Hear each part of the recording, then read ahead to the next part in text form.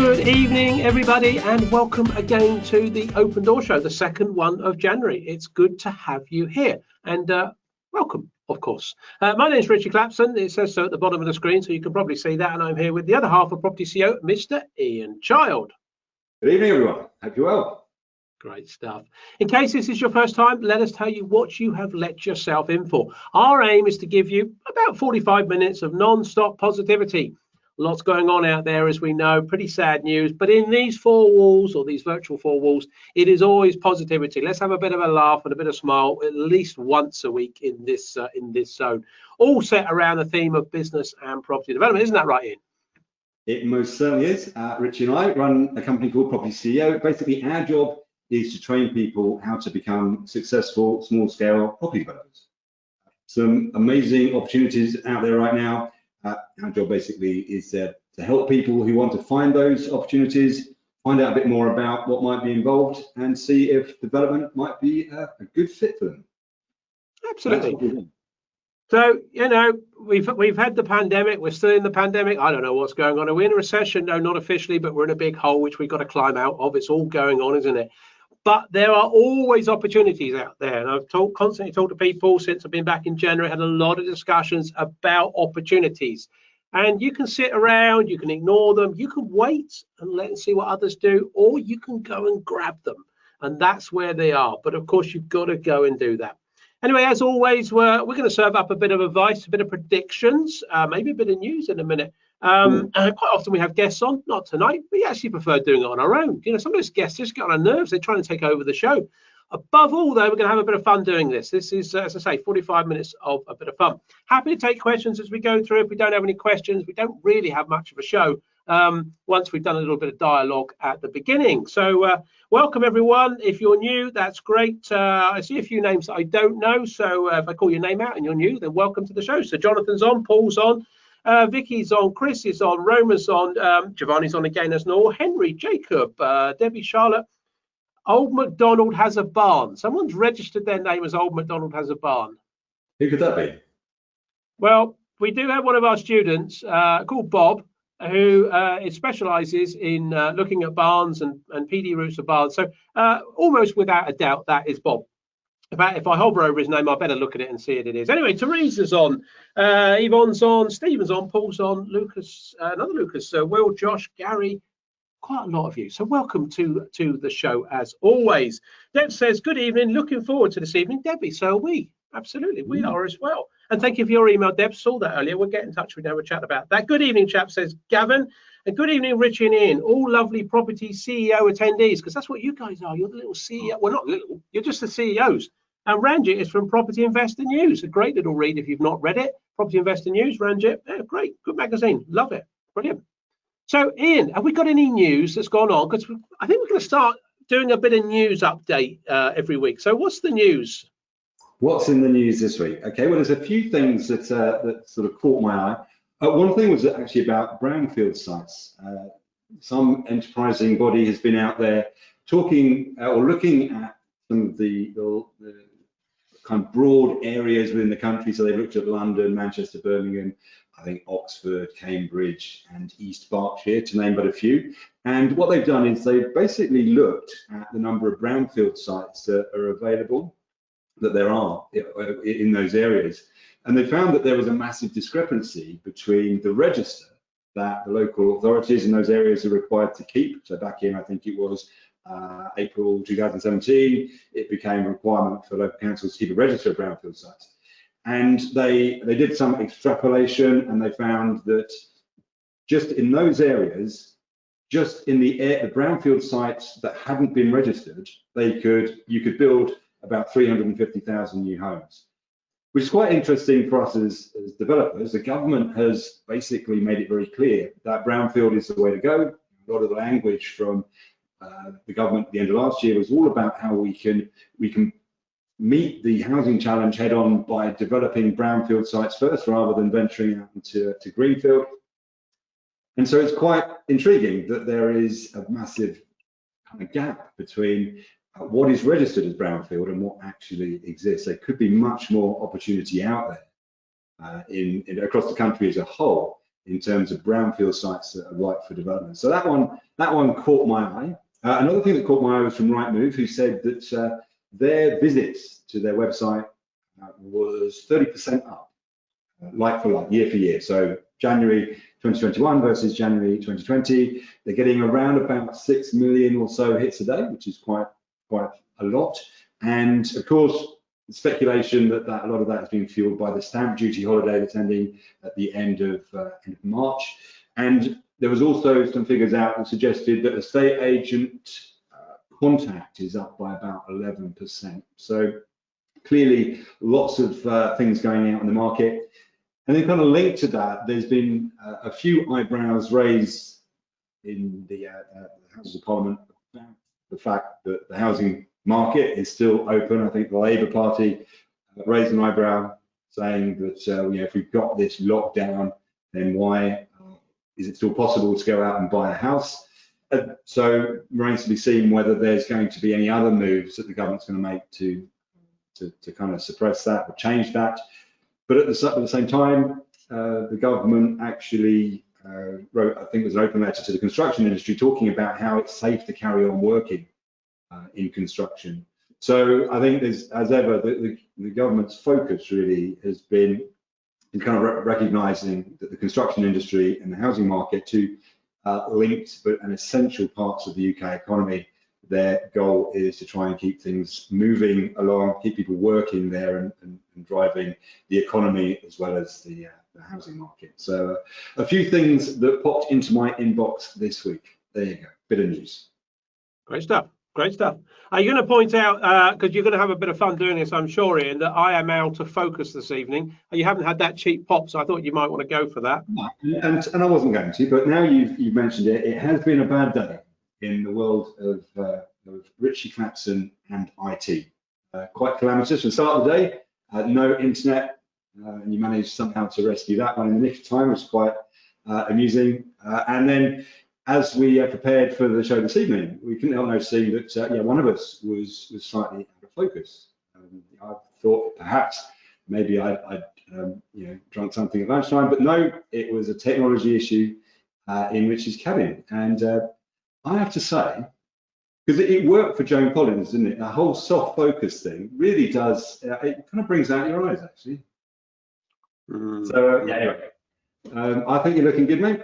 And interestingly as well, in this show tonight, we've let Richie loose on personal development issues. Normally, this is the remit of me, but he was keen to tell you all about goal setting and how in 2021, I think lots of people coming into 2021 are, for a whole raft of different reasons, looking at making it a big year in terms of what they're setting out to achieve, not least of all because it was such a rubbish year in 2020. And of course, so many people affected by the recession, by COVID, and all the other stuff we've got going on.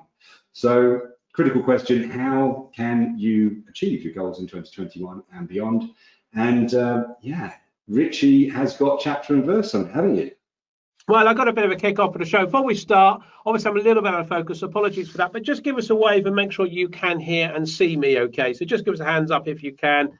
Excellent, thank you very much. We'd hate for you all not to be able to hear me. So my voice is not in soft focus, it's just my view.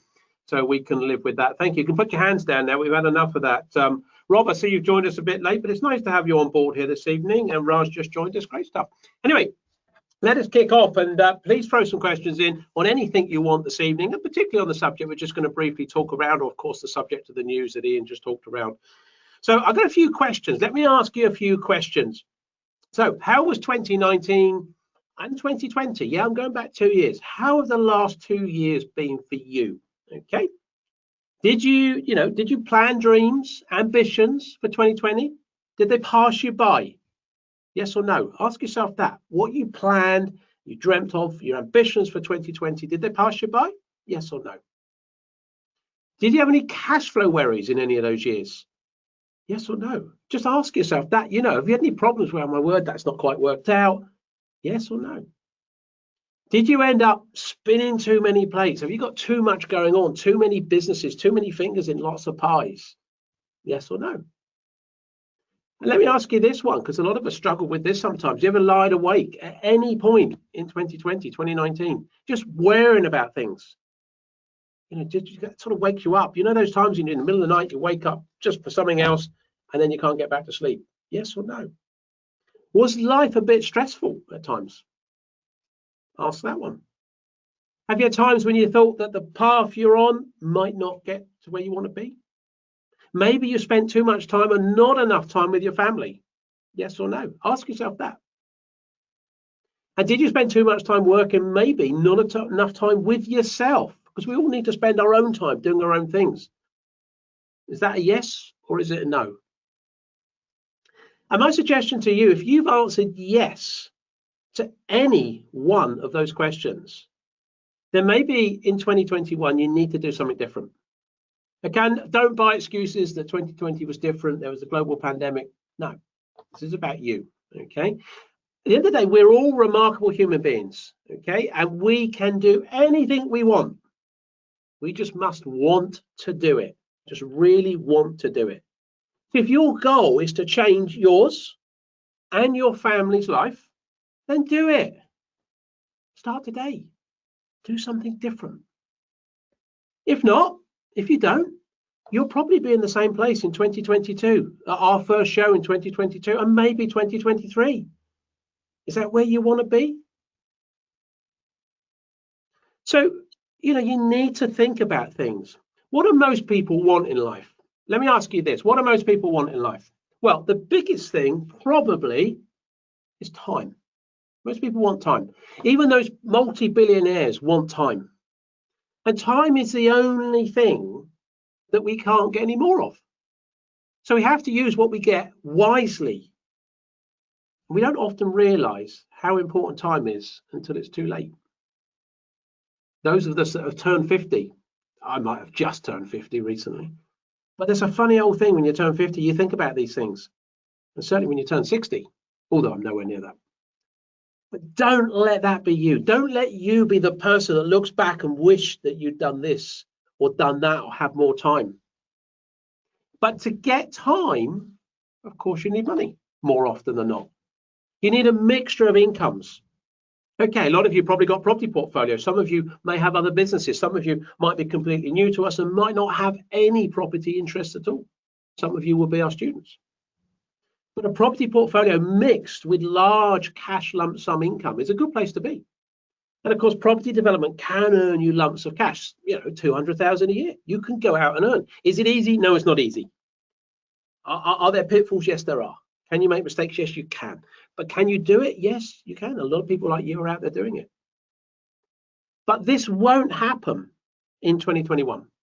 So if you're just starting now and you're thinking, yeah, I'd like to do property development. This is the first time on the show, the first time dipping your toe in the water, or maybe you've been on a few of our shows, but you're really thinking about, I want to do property development and change my life in 2021. Well, it won't happen. Okay, if you get on it now and you do something, you could make it a reality in 2022. And why do I say that? It's because most small scale property developments take around 18 months. So if you start now, get to understand property development, you could secure a scheme in 2021, sure, which will be built out and give you a return in 2022. So you are not going to change your life now. And I know that's not very sexy, is it? Because people go, give me a solution, give me something right now that can change my life in 2021. Property development's not going to do that. It might give you some light at the end of the tunnel, but it's not instantly going to give you that cash. But that's why my question was to you, are you going to still be in the same place in 2022 and 2023? Well, you don't have to be. And let me ask you this, 200,000 profit in 2022. How would that change your life? Now, I don't want to sell it to you as a big, easy dream, as I say, but I just want to tell you it's a reality. That's what we train our students to do. That's what people are doing. It is a reality if you come to this with the right skill sets and the right mindset. But you need to take action and you need to set yourself goals. Now, Ian's let me loose on goals tonight, but I'm just doing it from a point of passion. He knows a lot more about this stuff than I do. But if you don't set the goal and write it down, and Ian will tell me this, if you don't write it down, you will not achieve it. You've got to be thinking about writing these down. And then Ian, very good, and I listen to a lot of what Ian says. Surprisingly, I don't want to tell him this, by the way, and don't let him know. But Ian talks about, you know, sub and sub goals, how you break goals down, and then how success can become automatic if you achieve your sub goals. You know, but they've got to be linked. The step you take today, if it's linked properly and mapped out, will get you where you want to be in 2 years' time. And I think that's really important. I love a saying, and we use this a few times here in Property CEO, but Martin Luther King, I think, said this: you don't have to see the whole staircase, just take the first step. You don't have to see the whole staircase, just take the first step. So I think it's really important if you want to do things.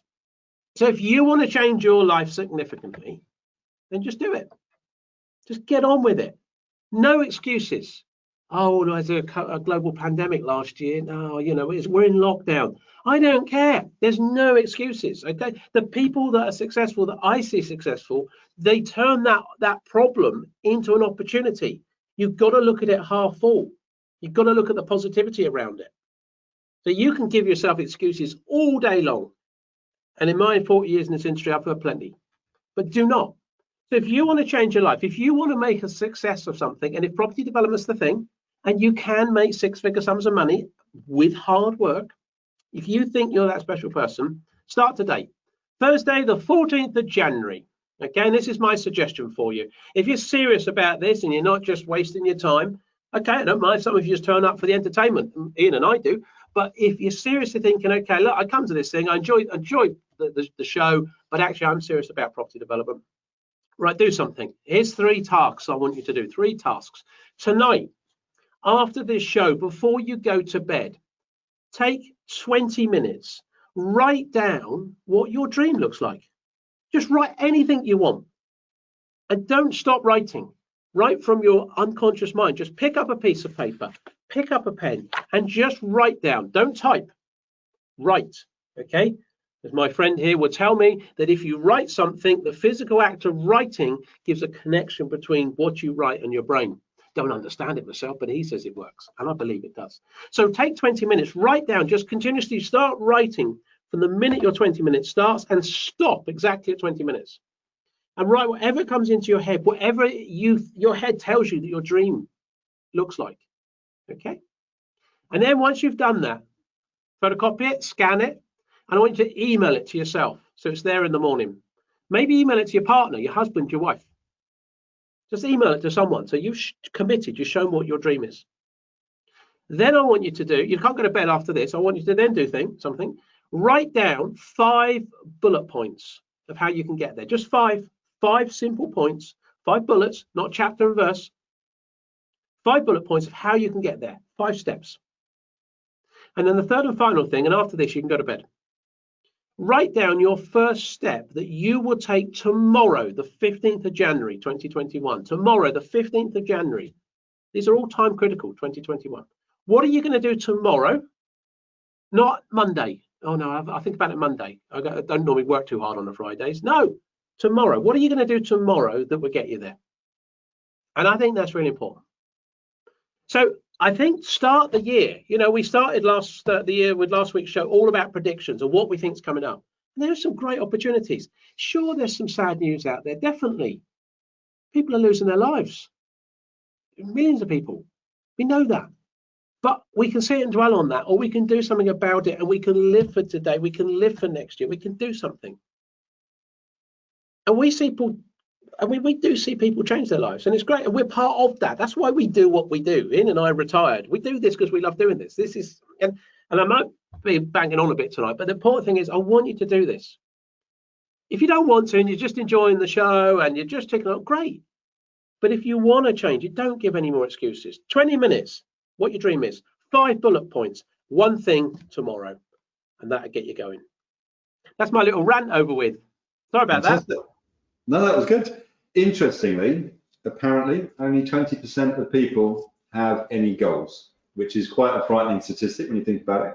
But the good news is, then obviously, if you're one of the 5th of the world's population that does have some goals, you can probably make some quite good headway, because the competition is not going to be up to much if 80% of people haven't. So no, I like that, Rich. Well done. Yeah, it's pretty good. Good. Well, I mean, I'm putting heart and soul into this, and then we've got Ranjit from Property Investor News. Although I'm giving him another plug, says, "Okay, Richie, you are 50 plus. How young is Ian? 21." I've always liked it. Come on. Always liked it. And Deb says, absolutely not going to be the same as 2020. Good, Debs. I like it. She says, love the way Ian sets out goals. What about me? I'm just setting your goals. Not all about Ian. And Raj says, fantastic rant, sir. Yeah, you got to get on your soapbox every now and again, because the world is out there for taking, and in a really in a strong value way. There are plenty of people that go out there and they go out and they shaft other people for the benefit of themselves. Don't do that. You don't need to do that. You can make some great success of your life and your family's life and do other great things. We've got some great students, and I'm not going to say whether they're on or not on, but they know who they are. And I really love a couple of our students that have come to us and said, I don't need to make any money, but I think I can, and in which case I'm going to make money and give it away. Now, some of you might be thinking that's madness, but there is someone on here. In fact, they are on here tonight, and one of their charities that they wanted to do was sponsor children. Okay, and children from London. There's a charity in London. They probably know who they are. They're listening. Okay, and I'm really impressed when they said, I'd like to support this charity. I'd like to actually help some children in this charity, and I think I can do this by going on this property development journey. That's brilliant. So even if that goal isn't for you and it's for someone else, it's great. But you've got to have that reason, that purpose to go and do it. And it is a bit of a rant, but that's because I want you to do it. If you want to change your life, just do it. Because I'll tell you what, I listen, because that's what we do. We mentor, we guide people, and we listen to the excuses. And most people know that they train with us. I'll call you out on it. I don't accept excuses, oh, well, and it is like this lockdown. We started this show in lockdown last year, and people were saying, oh, but you can't contact people. And some of you remember, and Ian remember, we had an estate agent on the show who said, if you contact me in lockdown, I've furloughed most of my staff, I'll pick up the phone. This is probably your one and only chance to get straight through to the chief exec of this whole estate agency business. That's a positive, not, oh, it's lockdown. I think I'll sit and watch Netflix. No, if you want to be successful, you really can. And it's fantastic to see people change their lives. And £200,000 will change people's lives. And we talk about small scale. We don't go, oh, we're going to millions. You can if you want, but most of you don't need to. So please don't struggle in 2022. You can't change things in 2021 if you're just starting. Some of our students are on this evening and they will be changing their life in 2021. I know that. That's because they started last year. But if you haven't, think about 2022, because you could make a big, big difference. And that would be great. Let's go for some questions, shall we? We've got some questions that have come in. So are you ready for some questions, Ian? I think I'm ready for some questions. I've got one here. In the studio, I've got IT problems, and then I've just had this little fly running around. I think I've squashed it. I don't know if that's a good thing or bad thing out there. Whether it's sorry, anyone that likes insects, I've just got rid of it because it flew in my eye and it got a punch on the desk. Okay, Ian, here's a question from Colin. Good evening, Colin. I hope you've enjoyed the rant. You haven't turned off. I know he's still on. He said, I've heard you guys talk before about small scale development. Well, funny, I was just talking about that then. What do you mean by this, Ian? Is that what he said? What Colin? Yes, fantastic. So small scale development. So as Richard said, small is kind of beautiful in a way. Yes, in property development, you could do millions and indeed billions of pounds worth of property development. There are some huge schemes out there, and it can be quite tempting, I think, for people. We've certainly seen developers go down a route before where they kind of get bigger and bigger and bigger. But actually, a lot of it is about taking stock about what you actually need to have the lifestyle that you want. And for many people that we train, it's about getting to a place where they can enjoy life and have that security in life and do all the things they want to do. And so it's then, as soon as you up the ante in terms of the scale of what we're doing, then you introduce some other factors. You introduce more risk, you definitely introduce more complexity. I would say you also introduce a lot more stress. Things get a lot more complicated. And so keeping it relatively straightforward and relatively simple is a really nice way to go. And in particular, because what's small scale in terms of property development is actually quite large scale in terms of personal income, if you sort of equate the two. So it makes a big difference to us personally, but it's not big in the scale of things. It actually sits very much at the small end of the scale. So what we're talking about is sitting under the radar of people like the medium and large scale house builders. They'll be going for the bigger ticket items. We're typically looking at developments that are going to be perhaps the gross development value, maybe a few $100,000 all the way up to maybe a couple of million, 3 million, something like that. Typically, you'll be targeting about 20% on that number, so you can work out the sort of the profit.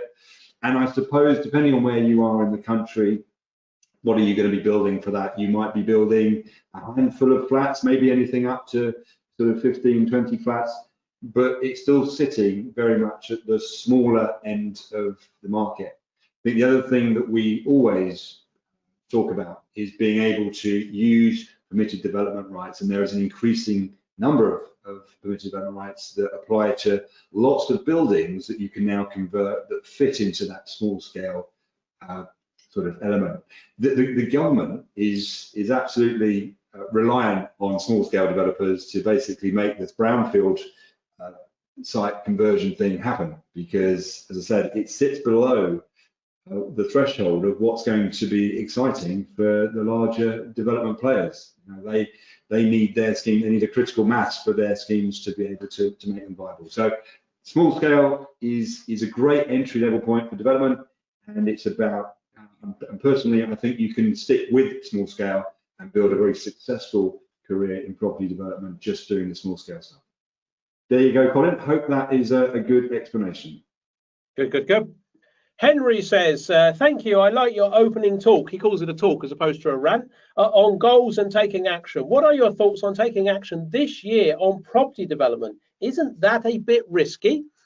I've emphasized, isn't that a bit risky? I'm not sure he meant it in that way. Look, Henry, no, it's not. Actually, because you need to understand about property development. So, yes, if you had a property development that you bought last year and you're putting into the market right now for sale, you're going to have a little bit of a tricky time selling it, because properties are, in spite of what you might think is going on, properties are going to start having a little bit of problem getting shifted. That sort of the little bubble that we had after the previous lockdown, I think will probably, to a large extent, got burst. The stamp duty holiday will be running out at the end of March. So, I think putting something in the market right this minute is going to perhaps be a little bit of a challenge. But the majority of people that are getting into property, you've got to look at the timescale. And the point I made about getting into property now will not solve or make you rich in 2021. Property is not get rich quick. You can get rich, and whatever rich means to you. Rich might be money. For a lot of people, it's time, or a balance of the two. Because most projects take about 18 months, as I said just now. So it's the timescale. So the problem always is buying right and selling right. Well, at the moment, if the commercial property market is going to be overflowed with stock because companies are closing down and scaling down, whether that's offices or retail, as Ian said, we primarily want to look at small scale development, which is permitted development right conversions. That's the type of stock that you need. That type of stock is going to be in an abundance. Purchasers are not. Some of those sellers, those vendors will be highly motivated because they want the money in.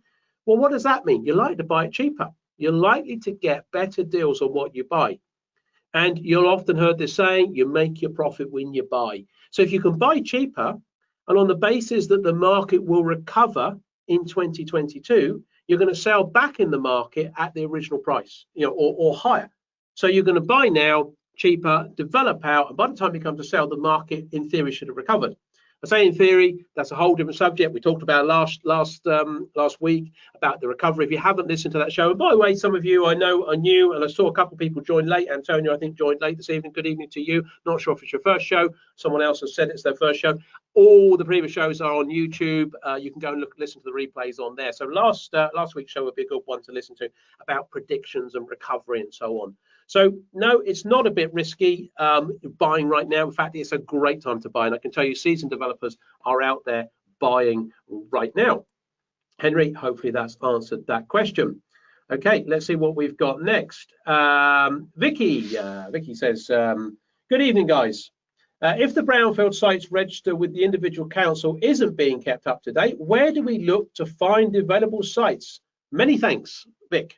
There you go, Ian. Where does Vic go to find these sites if the brownfield register is not being kept up to date? Well, it's rather tricky. I'm not entirely sure what process the agency that actually did that work, how they established that there were so many opportunities that hadn't been catalogued. I think for in most cases, I think what we would typically say is that you'll be working in your specific area, so you're likely to have a pretty good indication of properties that are in that area that constitute brownfield in terms of the type of property that's right for conversion.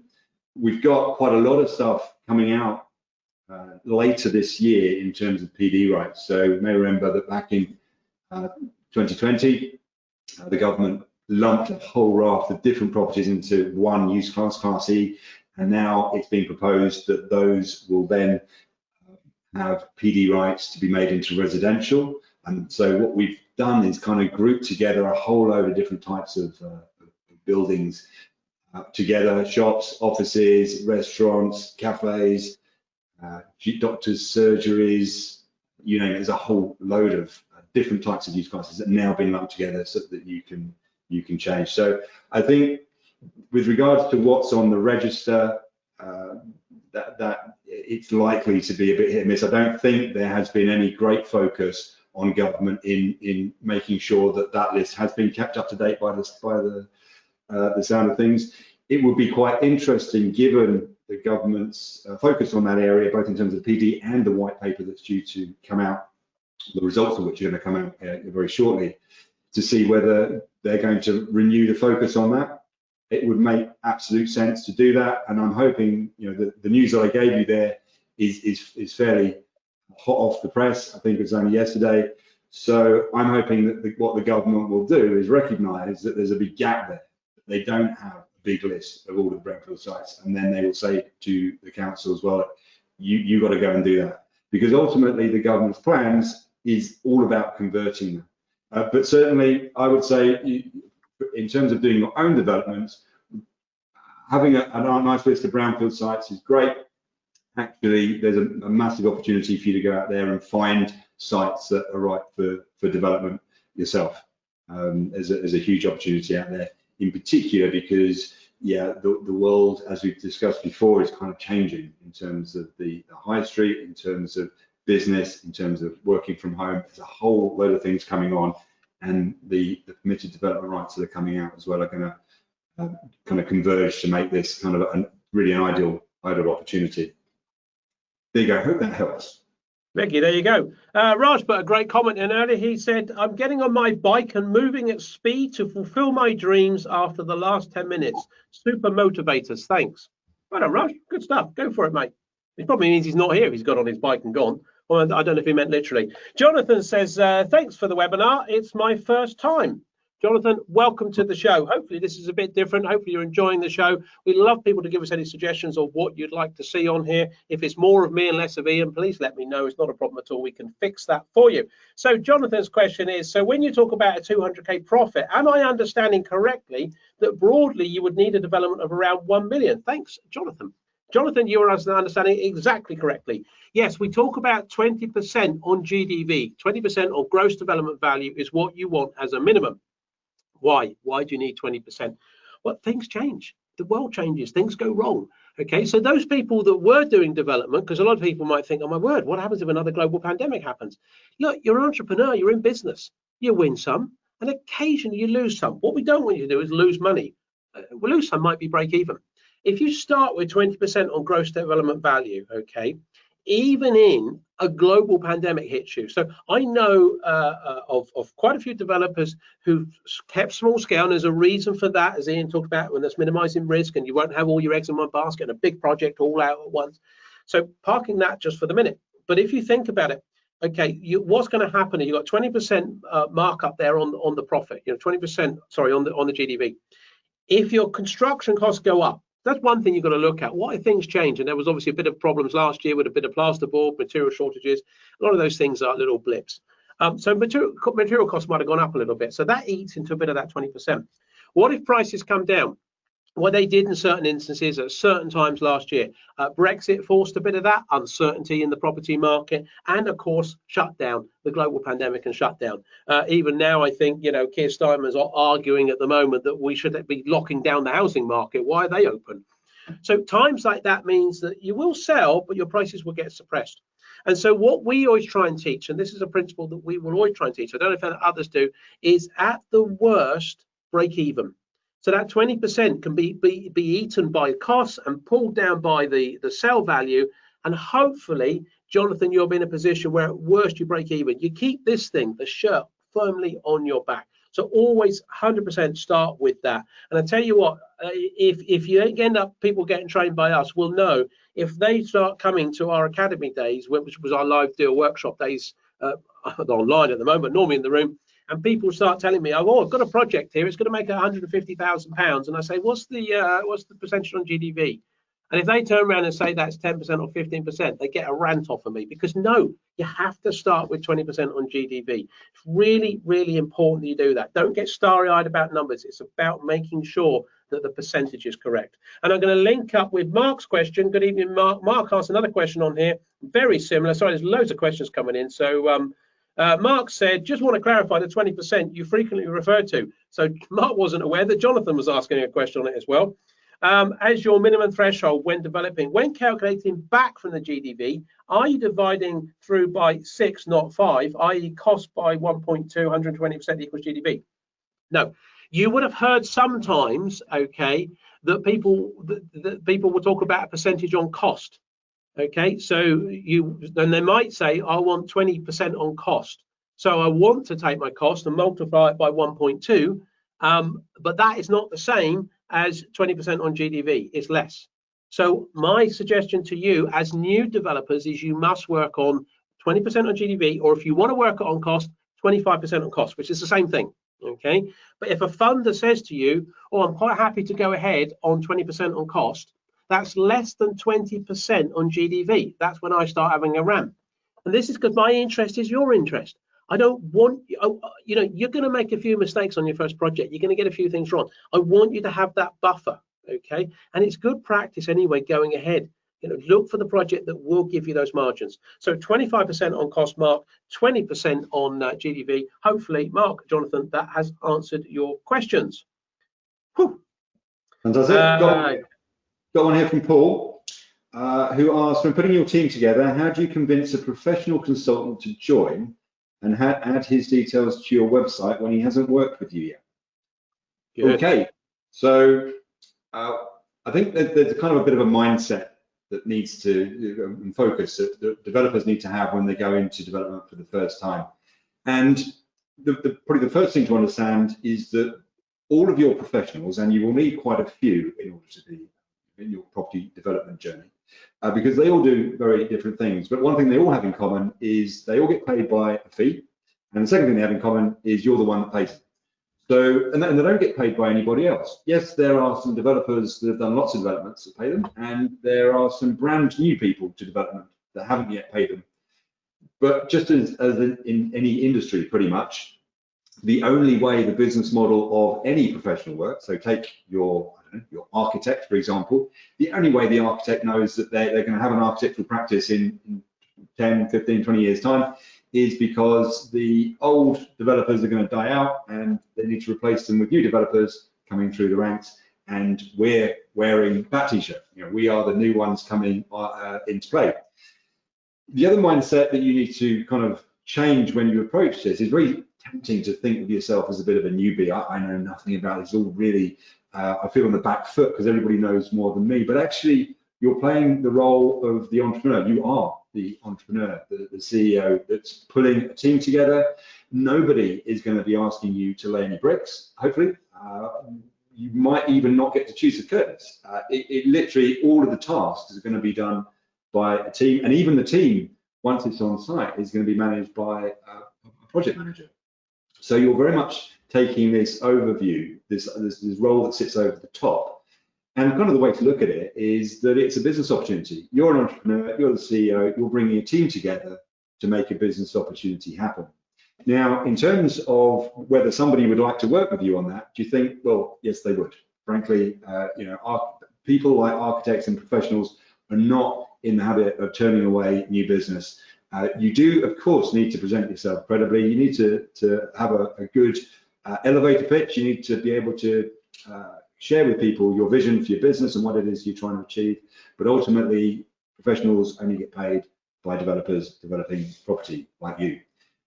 In terms of them appearing on your website, we certainly advocate that. It's a great way of enhancing your credibility, but it's also a win-win because from their perspective, what's happened there? A credible developer like yourself has elected to choose them as a kind of go-to partner for that particular discipline, and so it looks good.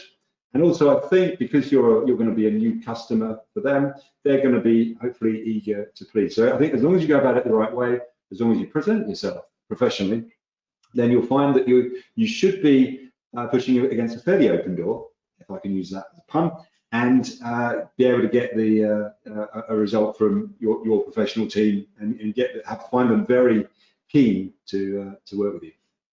So I hope that helps. Good stuff. Well, Paul said, good answer. Well, look at that. That's not bad. Well done, Paul. Not often we get someone say about Ian, it was a good answer. Although having said that, Vicky said, when you answered about Brownfield, she says, fab. Great advice. Thanks very much. Smiley face. On a hat trick. I think you're on a roll tonight, Ian. Mark says, thanks, Richie. Hold on, Mark. He clarified a bit there. Yes, I understand why you wanted to know that, Mark. Good, thanks very much. Jonathan says, follow-on question. Jonathan's got a follow-on question. So he's trying to get a number of questions in. Jonathan, that's allowed. I think we're okay with that. He says, thanks. For a 1 million development, roughly what ratio of financing could be available? Interesting. Good question. So, Jonathan, in broad, simple terms, assuming this has got permitted development rights, okay, you'll get 70% of the purchase price and 100% of the full development costs. 70% purchase, 100% the full development. Provided you can present yourself credibly, you can present your deal in the right way, a robust deal analysis. Ian was just talking about having the right team and people around you. Yeah, you've got to present yourself in the right way, but you can go and do it. So that is entirely possible. So hopefully that answers that question. Good stuff, good stuff. Okay, what have we got here? Let's have, we've got another question in here. Let me just scroll down. Have you got one immediately to hand? I see there's quite a lot in here. I've got one about extra floors from Robert. Oh, go for it. And I don't think it's talking about your floors. I think these are actual physical floors. Evening team, good to see you. What are your thoughts on going for one of the new PD rights for building extra floors on commercial buildings? As this is new, would this be a bit risky, as it seems planners have lots of control over the scheme? So, Robert, yes, I would say a bit of an unproven one. I'm not sure how many people have actually gone down that route as yet. That was a new door that opened fairly recently with the raft of changes made at the back end of last year. I wouldn't want to be the first doing that, so I think there's clearly quite a few considerations as well. Structural considerations, you can't just whack a couple of stories on a block and it's all going to be perfectly fine. There are lots of structural considerations to bear in mind, which may be fine, but you need to make sure that that's the case. Also, they've been pretty prescriptive about what the end result is going to look like, so you do have some potentially quite subjective hurdles to overcome with the local authority, and again, that's untested and untried. So if the local authority don't like the idea, can they basically knock it out of the park on the grounds of something that can be quite subjective, like the design and the way the actual things look? That is definitely a potential grey area. So I don't think that it's the easiest strategy out there, if I'm being brutally honest. I think the government also announced quite recently they were introducing another prior approval process for that particular type of permitted development relating to fire safety. So there are some additional hurdles that are going to be put in place to make sure that when people do increase the number of stories on a building, lots of considerations, both structurally, fire, visually, etc. So in short, I'd say it's possibly a difficult one. I personally would wait until somebody else has done it and it's been established. But with all the raft of other stuff coming on, that is probably a lot easier. I'm not sure why you'd necessarily focus on that. There's probably no hanging fruit. There you Great go. stuff. Let's see if we can just do one quick one. We always try and wrap the show up about 1:45 to get you guys away so you can watch. I don't know what you want to watch at 8 o'clock on the telly. I know you've got to do your 20 minutes tonight, haven't you? So you can't go watch telly. Josh is the lucky person who's got the last question. Josh says, where do you think the best deals will be this year? What sectors? I think, Josh, it's where you're going to get that oversupply of stock. Okay, and I'm talking about properties to the market. And as I said earlier, I think it's office and I think it's retail buildings that are going to come to the market because, shops are closing down left, right, and centre across this country. Sad as it is, but it will breed new businesses that will come in those places. So we will definitely have an abundance of retail units available for developers to purchase. We will also have, by the same token, companies closing down or scaling down or resizing, doing things differently. We will have an oversupply of offices coming to the market almost certainly as we go through this year. Both of those areas have existing permitted development rights. We just had a question about some of the new PD rights that's coming in. There are new ones coming in later this year. If you haven't heard about that, we've talked about that on previous shows. Almost certainly we'll talk about it again on future shows as we get more information. But the existing PD rights right now that are tried and tested and work really well are all around office and retail. And if you take those, you can convert those into residential fairly readily. Now, providing there's a marketplace for those, and you've got to do that, you've got to make sure your demographics are right, that you're developing the right product, get the right numbers, talked about profit and stuff this evening, then yes, you can go out and you can develop, I think, some very lucrative businesses in those areas. We have a regular planning consultant who often contributes to the show, and he actually said last year he thought 2021's area of real sort of success will be the high street and regeneration of the high street. And I think that's probably, is going to be a big area because they also fit into this small scale development. You can take a retail unit, you can convert it with permitted development rights to residential in certain ways. Not going to go into that detail this evening, and you can do the same with offices. So I think, Josh, I think those are the big sectors for 2021. Hopefully that answers that question.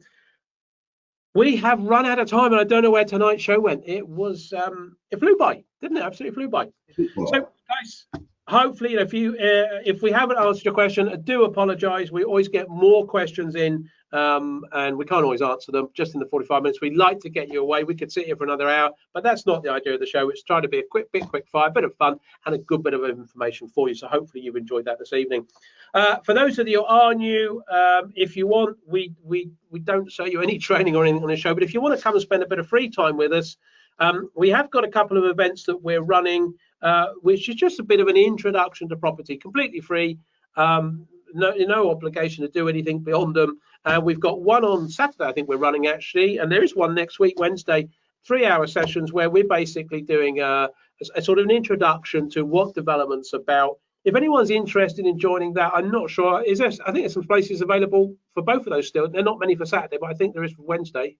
It's filling up Saturday. There's still some left for Wednesday. Yeah, and just write in to support@propertyceo.co.uk and mention that you'd like a place if there's any left, and we will do our best to fit you on. Just mention whether it's Saturday or Wednesday.